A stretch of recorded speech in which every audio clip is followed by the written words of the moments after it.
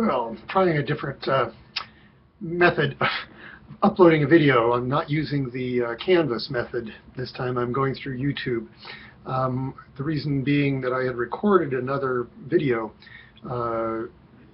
using the Canvas uploader, and somehow it got lost, and I haven't been able to find the copy. So if I do it with the YouTube version, it will sit someplace else and I can re-embed it. So, word to the wise, maybe you've already learned this, but it's part of my learning curve. So I share that with you. What I want to talk about now is just a few words about this upcoming assignment. And that is to develop an annotated bibliography for your Patronus. There's just a few comments about this. An annotated bibliography means that you actually know what the work is. You don't just sort of do a quick Google search and come up with a list of books. It's helpful to know what is in each one. So you might need to take a little bit of more time. Well, you'll need to take a little bit more time developing the bibliography. So it's the book, the citation, and then a few sentences about what's inside it. So that's one thing, and I've given you a couple of links further down in this assignment block that you can follow to get an idea about how to develop annotated bibliography. The people at the Taylor Library at ILIF are more than happy to help you with this as well. And for those of you who are not on site, you can set up an online meeting with them and all those kinds of things. So that's the first thing I want to say about the annotated bibliography. The second thing is that what I really want you to do is engage with your Patronus's own writings, not what somebody else thought about them. I don't want cliff notes on Aquinas. You know, for Aquinas, it's the Summa, or for Augustine, it's Augustine's body of work, or Chrysostom, or Richard Hooker, or whatever. I don't want to see the summary. So a Wikipedia article is not quite what I'm looking for. Similarly,